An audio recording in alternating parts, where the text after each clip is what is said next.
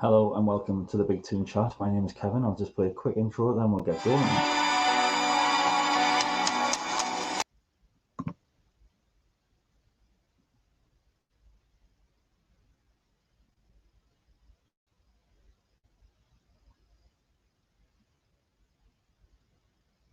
Are we back? I think we're back. So yes, this is a Southampton preview tomorrow afternoon live on BT Sport at 3 o'clock. Before I go on, please like and subscribe. The more subscriptions, the more likes I get, the more confident I do this, and then the more videos I will produce. Before we get going, I'd just like to say Joe Linton breaking government guidelines again by getting a haircut has been fined just £200. £200. His weekly wage is £86,000, and that's absolutely ridiculous. Everybody gets up £10,000 fines and needs £200. Why? Is it because he's a footballer? Nobody knows. But anyway, enough of that. Let's get on to the Southampton game. Am I looking forward to this game? I am, in a way. Basically, the display that we produced against Everton and Crystal Palace, which I thought we were unlucky to not win that game. I'm hoping we press high up the pitch like the last 2.5 games, like I've just mentioned. And I'd like to see Graham Jones on the sideline alongside Steve Bruce just to basically see some sort of impact, see him barking instructions at the players again. And I'd like to see Joe Willock get more than 5 minutes because I know what Steve Bruce is like. You bring him on 10 minutes to go, knowing him. He brought Andy Carroll on the other night with 2 minutes to go, and I didn't see the point. But this will be a tough game in Southampton, as you know. Massive game, personally. I think it's because our fate in the Premier League is going to be down to not the last few weeks, but the teams below are all picking up points at the minute. So I think with them picking up points, we're getting even closer to the relegation zone ourselves. So we need to start picking up points. Southampton on the back of a 9-0 hammering the other night against Man United, and that's 2 9-0s in the last 16 months.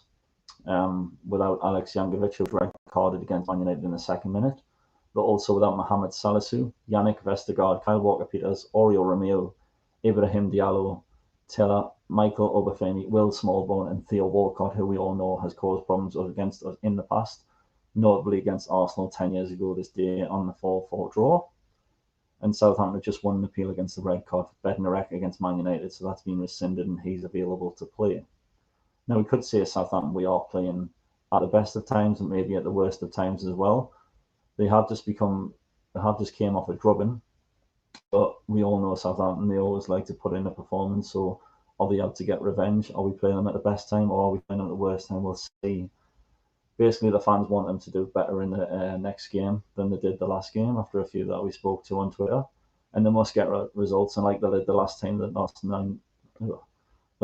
did lose 9-0, they stuck together, they galvanised the team, they need positivity back into the club, and they are on a poor run themselves. I mean, I'm not going to mention our form because I think everybody.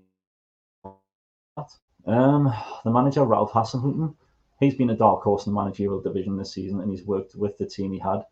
And back in December, they sat top of the league. I mean, that's a unbelievable feat, but they now sit 12th in the league. And the last victory was against the reigning champions of the Premier League, Liverpool, which they won 1-0. So they'll be looking to end that run against Newcastle on Saturday, but I hope we are up for the fight. Hasenhüttl, I can't say his name, likes the team to win back possession as soon as they can. He's sort of like a Jurgen Klopp sort of coach. He likes to see his team pressing high up the pitch. They hunt the ball down and they like the team to keep the tempo of the game extremely high. It will be tough to break down. Now, if we can start the same as what we did against Palace, then we've got a chance. We all know we've got a chance, but we need to keep positive throughout the entire game. We need to cause some dangerous moves with the wingers. Callum Wilson being absolutely tremendous up front, so we all know he can be a bit of a handful as well. And we all know how poorly they defended against Man United, so we have to believe we are in with it. We don't make it easy. We make other teams look better than what they are, but they still have dangerous players in the like of Nathan Redmond, James Ward-Prowse, Danny Ings, who's scored 7 goals in 13 games so far this season, and Che Adams.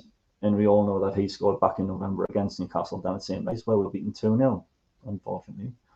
And also they just brought in that Minamino on loan from Liverpool, so he could play some part in the game, and he's quite a tricky box-to-box midfielder as well. So we'll have to wait and see on that one. And before this defeat, Our last defeat versus Southampton was 3-1 back in April 2016 with Andros Townsend scoring. Now, the less I say about him, the better.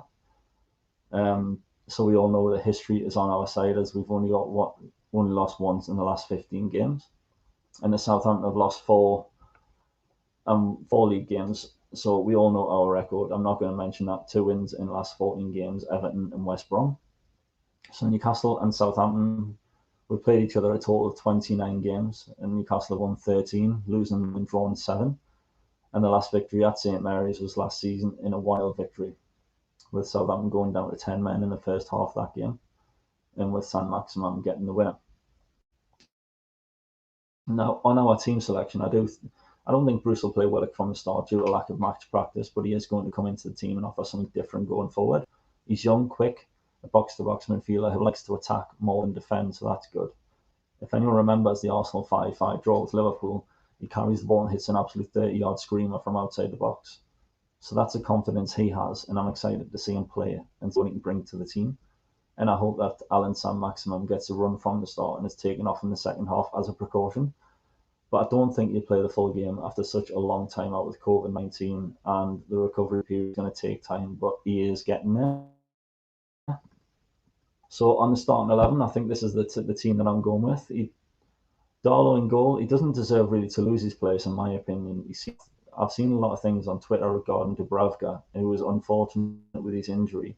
But Darlow, personally, I don't think he's done anything wrong. He might have made the odd mistake here and there, but he doesn't deserve to lose his place.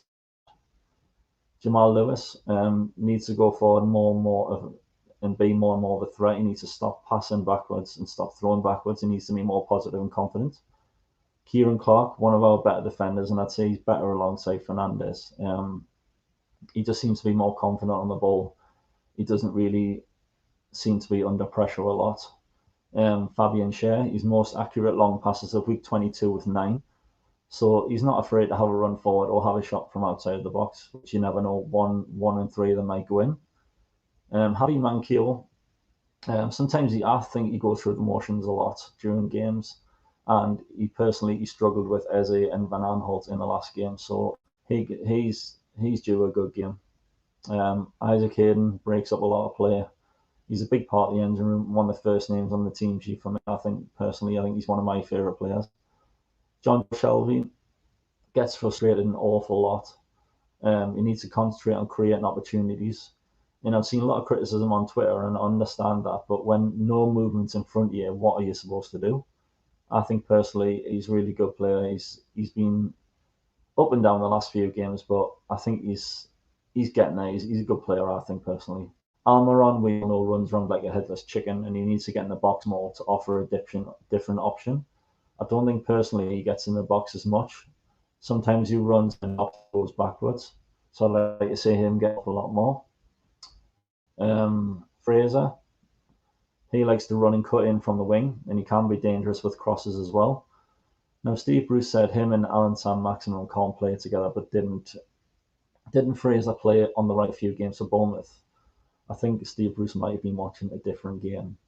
Callum Wilson, we all love him. I'm not going to say anything else about him.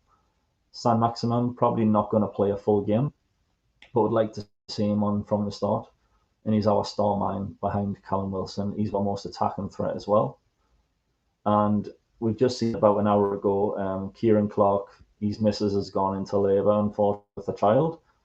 Now, personally, I would say, could she not have waited until tomorrow after the game? But, that's a personal opinion. I'm not going to say anything else on that. Jamal Lewis, a big injury doubt with a hamstring injury, so possibly Ritchie or Murphy could come in as a replacement. Now, the referee, Craig Powson, in 20 games, he's had this season so far, he's given out 68 yellows and 4 red cards. Now, 2 of them were Arsenal's red cards the other night, David Luiz and Bernd Leno in the defeat to Wolves. So, yeah, I think my prediction is going to be a 2-0 victory for Newcastle. I think San Maximum will get the first goal. Hopefully, we can keep up that threat that we've got and not just sit back and let Southampton come to us. I think we need to get high up the pitch again. And I think, personally, I'd like to see Almiron on the score sheet as well. He deserves a goal for all the work that he does. That's tomorrow afternoon, 3 p.m. live on BT Sport. Don't forget to like the video, and please press the subscribe button when you're on the channel, because that will go forward to a lot more videos that I'll be producing. So thank you very much for your time. Stay safe, and I will see you on the next video.